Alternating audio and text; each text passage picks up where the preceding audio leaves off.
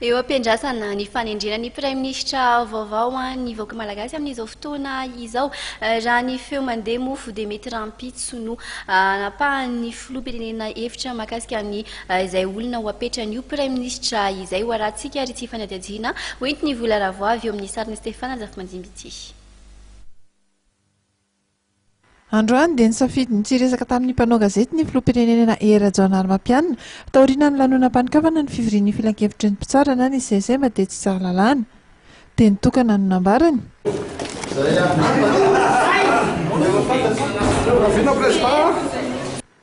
Ateny izay nanome fanantenana ny rehetra fa tsy ho ela intsony ny famoahan'ny filoham-pirenena ny anaran'ny Prime Ministra. 27 ny anaran'ireo olona anatin'ny lista isafidianan'ny filoha taorian'ny fivorian'ny présidence niaraka tamin'ny antoko teo anivon'ny plateforme pour la majorité présidentielle ny talatalasa teo.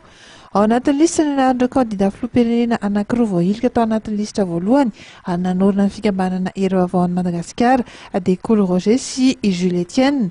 Tozany ihany koa ny olona akaiky ny filoham-pirenena izay mpanolo-tsaina manokana azy dia Rachidi Mohamed.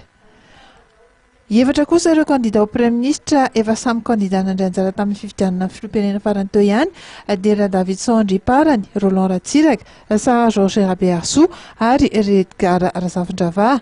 Mbola namafisin'nisitra ihany koa ny anaran'ny Prime Ministre Perinasa Jean-Omer Berzika.